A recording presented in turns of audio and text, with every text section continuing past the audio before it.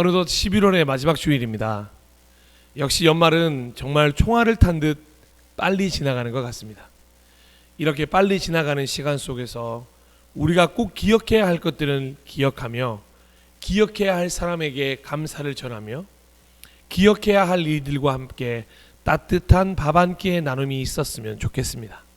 무엇보다 지금 함께 하고 있는 동역자들과의 행복하고 복된 시간이 이 연말에 많았으면 좋겠습니다.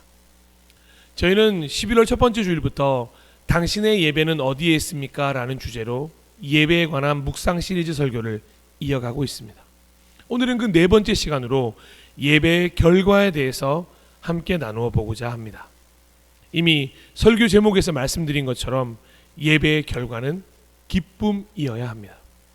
설사 예배를 드리러 오는 길이 힘들고 어렵고 지친 마음이었다 하더라도, 희망이 없고 슬프고 괴로웠다고 해도 예배의 결과는 기쁨이어야 합니다. 예배를 드리고 나오는 길에 오늘 예배가 제대로 된 예배였는지 스스로 확인할 수 있는 방법이 바로 기쁨입니다. 혹시라도 오해하지 않으셨으면 하는 것이 있습니다. 여기에서 기쁨은 미소나 웃음이 아닙니다. 얼굴로 드러나는 표정이 아닐 수도 있습니다. 물론 표정도 해같이 빛나게 된다면 금상첨화이겠지만, 그 기쁨은 무엇인가 알 수 없지만 근원적으로 마음속에 샘솟는 기쁨일 수도 있습니다. 힘들고 어렵고 지치게 만든 현실, 그 너머에서 일하고 계시는 하나님을 볼 수 있게 된 기쁨입니다. 예수 그리스도라는 희망을 만난 기쁨입니다.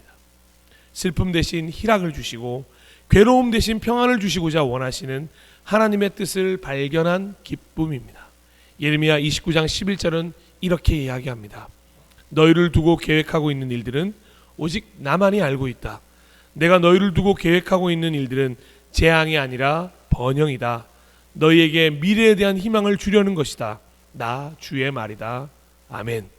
이 말씀대로 크고 놀라운 비밀을 만난 이들의 기쁨인 것입니다. 수많은 유대인들이 너무도 긴 시간 메시아를 기다려왔습니다. 그 메시아를 기다리며 성막에 나아갔고 성전에 나아갔습니다. 기다림의 예배였습니다. 하지만 그 길고 긴 터널을 인내로 잘 버티긴 했지만 좀처럼 희망을 느끼지는 못했습니다. 그런데 드디어 메시아가 이 땅에 오셨습니다. 베들레헴에서 태어나신 것입니다. 이제 그들에게 기쁨이 넘칠 시간입니다. 그토록 기다리며 예배드리며 간구했던 결과가 이제 이루어지는 순간입니다. 그런데 안타깝게도 기뻐했던 사람들은 극소수의 사람들이었습니다. 하나님께 영광이요 땅에서는 평화라고 찬양하던 천사들의 목소리가 안쓰러워 보일 정도입니다. 그토록 원하던 일이었음에도 불구하고 그들에게 결과는 기쁨이 아니었습니다. 자신들이 원하던 메시아가 아니었기에 오히려 더 큰 실망감이 그들을 둘러 덮었던 것입니다. 오늘날도 마찬가지입니다. 많은 이들이 예배를 기대하며 돌아왔다가 기쁨이 아닌 실망을 안고 돌아갑니다. 오히려 허탈감에 빠지는 이들도 있습니다. 자신들이 원하는 예배가 아니기 때문입니다. 내가 기대했던 예배와는 너무도 거리가 멀기 때문입니다. 충분히 그럴 수 있습니다. 예배의 방법, 예배의 순서, 예배의 형식에 대해서는 얼마든지 실망할 수 있고 수정을 요구할 수 있고 지적해도 괜찮습니다. 그런데 예배 그 자체에 대한 결과는 오롯이 기쁨이어야 합니다. 하나님을 만나는 시간이었기 때문이고, 하나님을 만나러 온 시간이기 때문이고, 하나님으로 인해 기뻐해야 하는 것입니다. 다른 어떤 것이 아닌 하나님께 바치는 시간이기 때문입니다. 그것이 예배이기 때문입니다. 혹시 연인이나 부부 사이에 권태기가 찾아온 것을 어떻게 찾을 수 있는지 아십니까? 연애 초반에는, 신혼 초반에는 그저 만나는 것만으로 행복했습니다. 밤새 통화해도 아직도 할 말이 남아 있었고, 아무리 늦게 일이 끝났어도 얼굴 한번 보려고 먼 거리를 한 걸음에 달려가기도 하였습니다. 그리고 그냥 그 사람의 있는 그대로가 너무도 좋았습니다. 개성 있어 보였고 특별해 보였고 충분히 존중해 줄 수 있었습니다. 하지만 시간이 조금씩 흘러가면서 마음의 변화가 찾아오면 어떻게 됩니까? 그저 만나는 것만으로는 만족하지 못하고 수많은 이벤트들이 필요해집니다. 만나긴 하는데 할 이야기는 점점 줄어들고 대신 싸울 때는 섭섭한 마음에 화내는 말들이 어찌 그리 마르지 않는 샘처럼 솟아나는지요. 일찍 일이 끝나도 집에 가서 쉬고 싶어집니다. 가장 큰 변화는 이제 그 사람의 있는 그대로가 너무 마음에 들지 않는다는 것입니다. 튀어 보이고 이기적인 것 같아 존중해 줄 수 없게 됩니다. 그리고 자꾸만 내 입맛에 맞게 변화를 요구하게 됩니다. 마음이 달라진 것입니다. 연인이나 부부 사이뿐만이 아닙니다. 모든 인간관계에 이런 변화가 찾아올 수 있습니다. 물론 신앙생활에도 찾아올 수 있습니다. 예배의 결과가 기쁨이 아닌 이유를 말할 때 많은 이들이 바로 신앙에도 권태기가 찾아왔기 때문이라고 이야기합니다. 더 이상 찬양 소리가 나오지 않아. 더 이상 기도를 하지 않게 되었어요. 더 이상 예배에 대한 기대가 사라졌어요. 신앙생활이 아닌 종교생활로 전락해버리고 말았어요 라고 말합니다. 그런데 여기서 진짜 팩트 체크를 하고 넘어갈 부분이 있습니다. 솔직히 말씀드리자면 신앙의 권태기는 우리가 선택한 변명일 뿐이고 자연스럽게 찾아오도록 내버려둔 것의 결과입니다.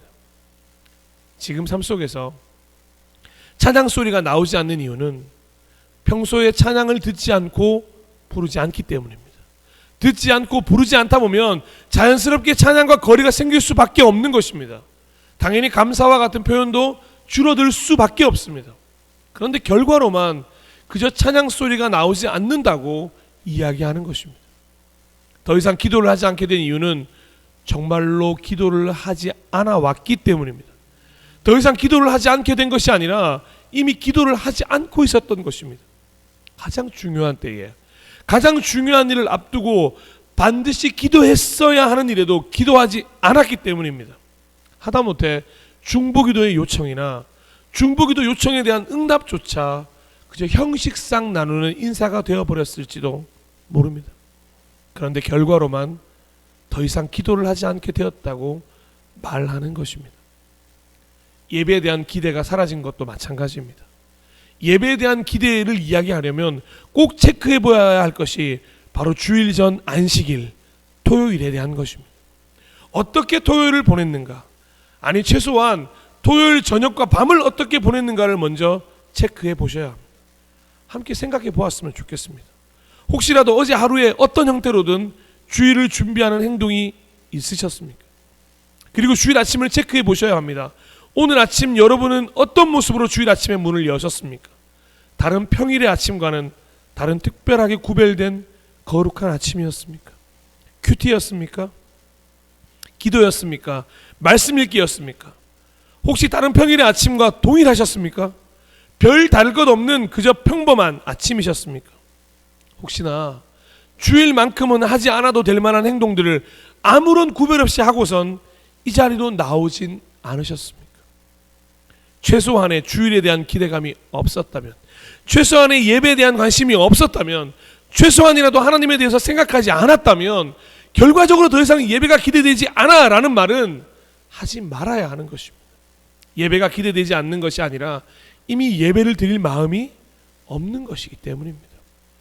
더 이상 나의 삶 속에서 찬양을 듣지도 부르지도 않는다면, 기도를 하는 모습을 발견하지 못하고 계신다면, 예배라는 단어조차 떠올리지 못할 만큼 세상을 살고 계신다면 그것은 신앙의 권태기가 아니라 종교생활이 맞습니다.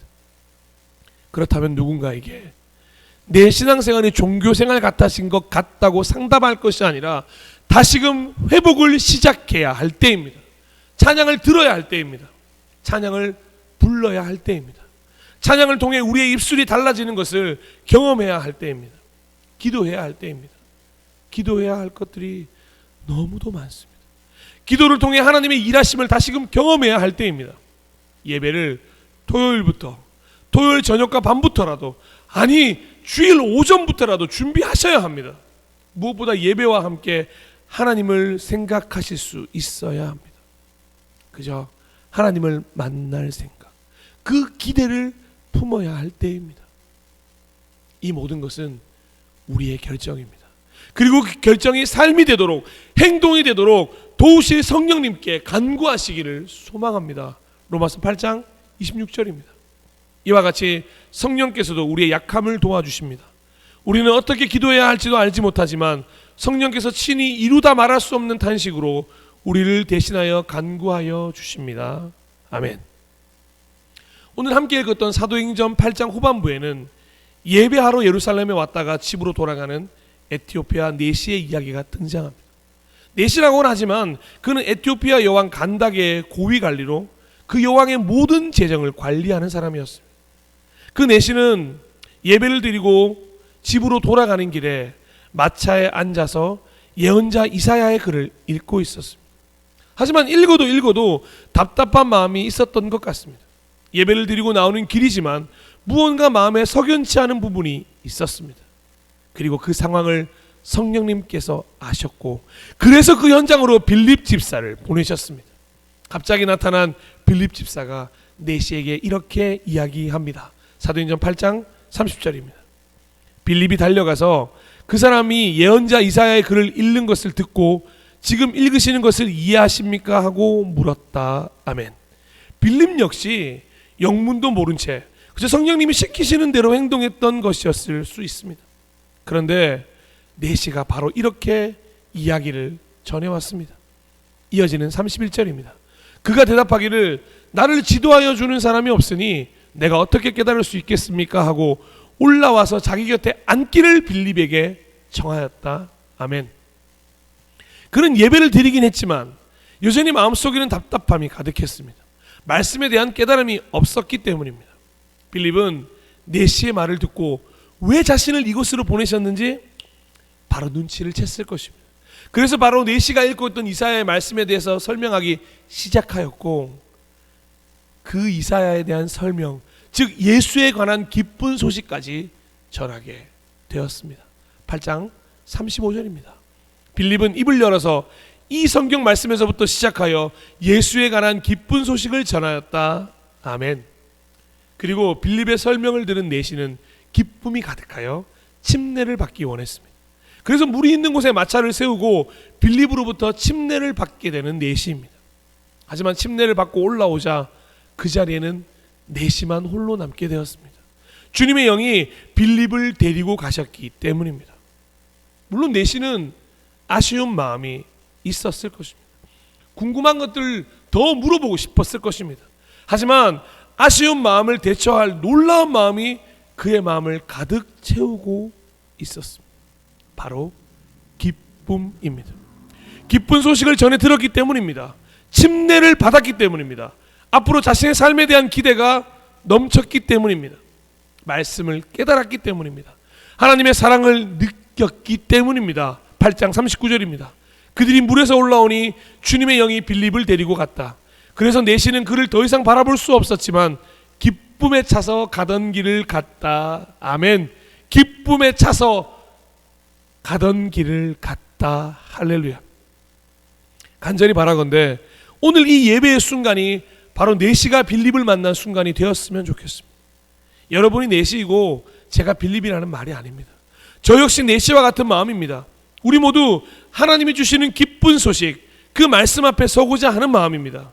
하나님 그 자체로, 하나님이 우리에게 주신 그 기쁜 소식 그 자체로, 말씀 그 자체로, 죄에서 용서를 주시는 그 은혜 자체로, 죽을 수밖에 없는 우리를 살리신 그 사랑 자체로, 새롭게 살 길을 열어주신 그 은혜 자체로 예배 가운데 섰으면 좋겠습니다. 그렇게 예배 드렸으면 좋겠습니다. 그렇게 하나님께서 기쁘게 받아주실 거룩한 산제물로 바치는 시간이 되었으면 좋겠습니다. 그래서 하나님이 주시는 기쁨이 넘쳐나길 소망합니다. 기쁨에 차서 돌아가셨으면 좋겠습니다. 다시 삶의 현장으로 하나님이 주신 기쁨과 함께 돌아갔으면 좋겠습니다.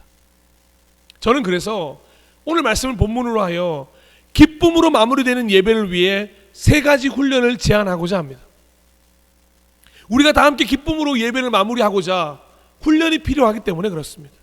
저는 이 훈련을 바울의 표현을 빌려 경건 훈련이라고 부르고 싶습니다. 디모데전서 4장 8절입니다.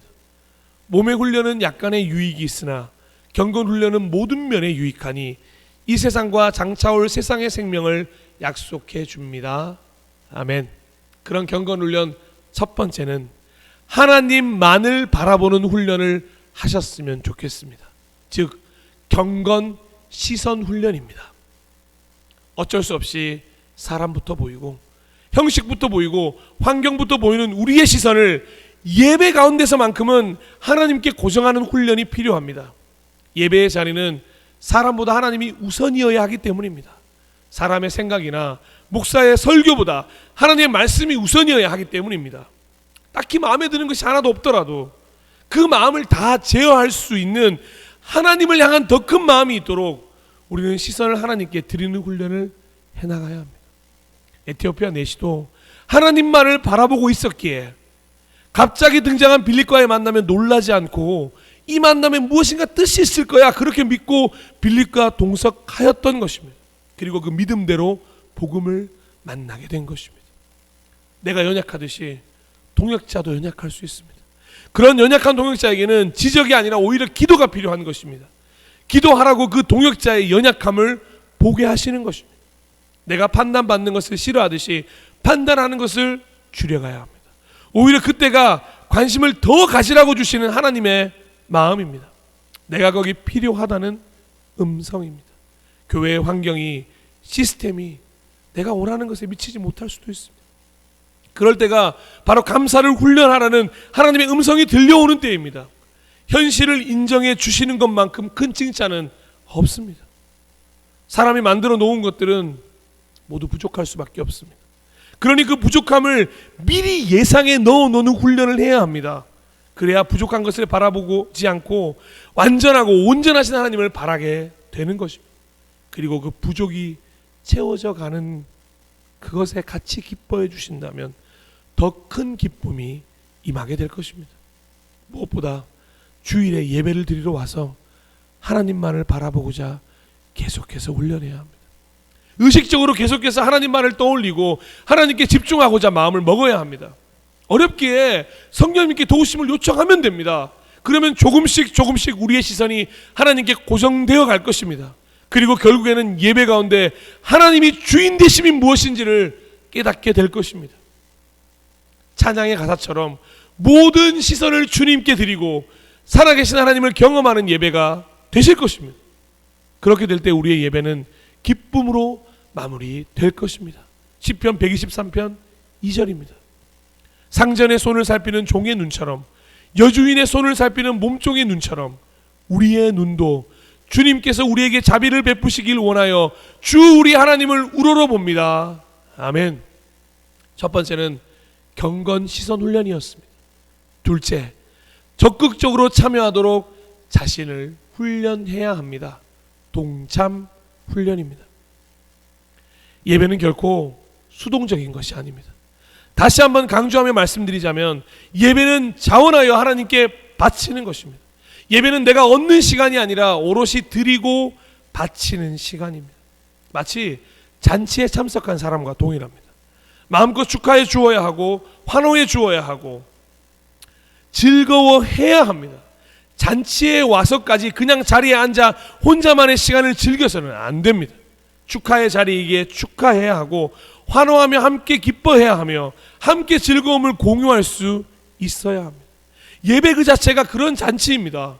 하나님 나라에서 있을 잔치를 미리 맛보기 타임으로 느끼는 시간이 주님의 날 예배이기 때문입니다. 적극적이면 적극적일수록 더 큰 것을 경험할 수 있는 시간입니다. 에티오피아 내시는 적극적으로 빌립을 권했습니다. 사실 누구인지도 모를 사람을 마차에 태우는 것이 어려웠을지도 모릅니다. 하지만 내시는 믿음으로 빌립을 권했고 적극적으로 말씀을 들었고 적극적으로 침례도 받았습니다. 빌립과의 만남에 완전히 동참하였던 것입니다. 사람에게 부르는 찬양이 아닙니다. 하나님께 드리는 찬양이니 사람을 의식하실 것 없이 마음껏 찬양하셔도 괜찮습니다. 평소에 부르짖지 못했다면 주일 예배 이 순간만이라도 하나님을 마음 다해 찾아보셨으면 좋겠습니다. 진짜 큰 소리로 한번 마음껏 불러보신 적이 언제십니까? 물론 마음으로 기도해도 하나님이 들으십니다. 하지만 이런 기도도 하나님은 기대하십니다. 예레미야 33장 3절입니다. 너는 내게 부르짖으라 내가 내게 응답하겠고 내가 알지 못하는 크고 은밀한 일을 내게 보이리라. 아멘. 적극적으로 아멘으로 화답해 보시기 바랍니다. 아멘을 적극적으로 하기 위해서는 적극적으로 말씀을 들어야만 가능합니다. 그러면 말씀에, 순서에, 예배에 자연스럽게 집중하게 됩니다. 잠깐만 딴 생각해도 안드로메다로 가는 우리 정신줄을 잡기 위해서라도 적극적인 화답 훈련이 필요한 것입니다. 동참 훈련은 예배 그 자체에 오롯이 스며들어 하나가 되는 것입니다.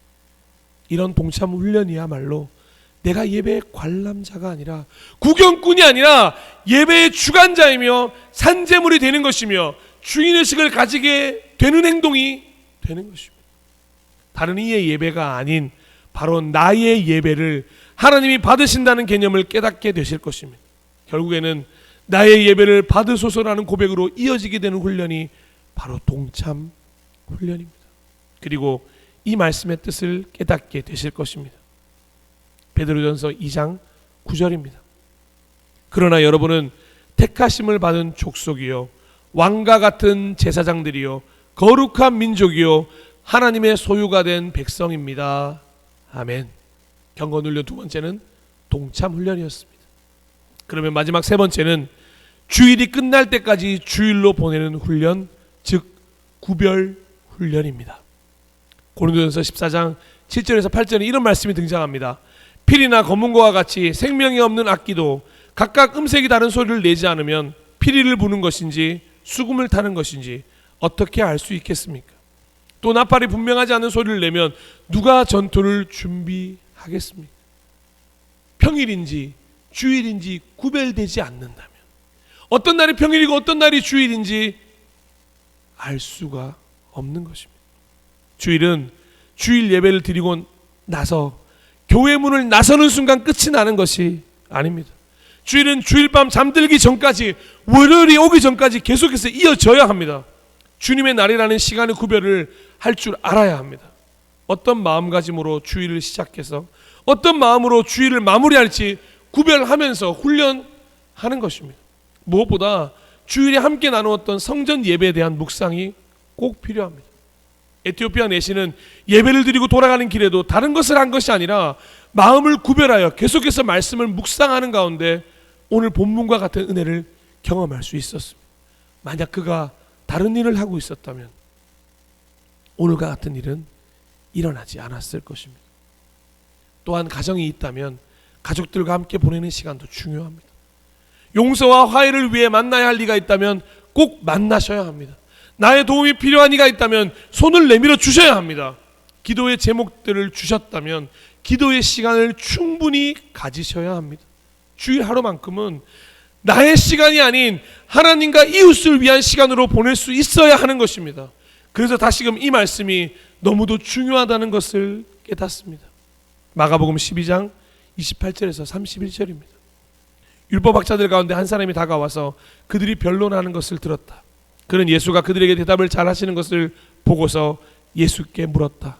모든 계명 가운데서 가장 으뜸되는 것은 어느 것입니까? 예수께서 대답하셨다. 첫째는 이것이다. 이스라엘아 들어라. 우리 하나님이신 주님은 오직 한 분이신 주님이시다. 내 마음을 다하고 내 목숨을 다하고 내 뜻을 다하고 내 힘을 다하여 너희 하나님이신 주님을 사랑하여라. 둘째는 이것이다. 내 이웃을 내 몸과 같이 사랑하여라. 이 계명보다 더 큰 계명은 없다. 아멘. 하나님 사랑과 이웃 사랑, 이 말씀을 이루기 위하여 우리는 주일 하루만큼이라도 이 말씀을 지켜나가도록 훈련해 나가야 합니다. 그러면 언젠가 우리 삶 속에서도, 일상에서도 이 큰 계명을 이루며 살 수 있을 것입니다. 사랑하고 존경하고 축복하는 예배자 여러분, 하나님의 기쁜 소식을 듣고 답답했던 마음을 떨쳐버리고 기쁨에 차서 고향으로 돌아갔던 에티오피아 내시처럼 오늘 예배를 드리고 돌아가는 우리 모두의 마음에 기쁨이 가득 차길 소망합니다. 반드시 예배의 결과는 기쁨이어야 합니다. 그것이 예배의 모든 것을 바치고 돌아가는 예배자들에게 주시는 하나님의 선물이기 때문입니다. 그렇게 기쁨으로 마무리되는 예배를 위하여 세 가지 훈련을 제안했습니다. 경건 시선 훈련, 동참 훈련, 구별 훈련입니다. 이 세 가지 훈련을 통하여 예배가 예배되는 것을 경험하게 되시길 간절히 기도합니다.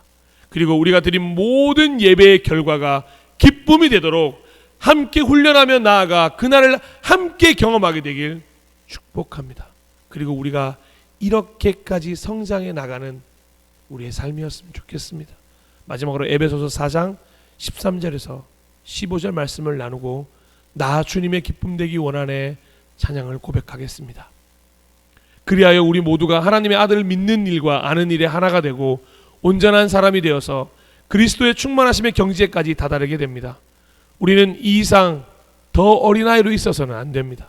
우리는 인간의 속임수나 간교한 술수에 빠져서 온갖 교훈의 풍조에 흔들리거나 이리저리 밀려다니지 말아야 합니다. 우리는 사랑으로 진리를 말하고 살면서 모든 면에서 자라나서 머리가 되시는 그리스도에게까지 다다라야 합니다. 아멘. 기쁨으로 마무리되는 예배, 그리고 세 가지 훈련을 통하여 그리스도에게까지 다다라가는 우리 모두가 되시길 간절히 축복합니다. 이 시간 나 주님의 기쁨 되기 원하네 고백하며 결단하고 기도하도록 하겠습니다.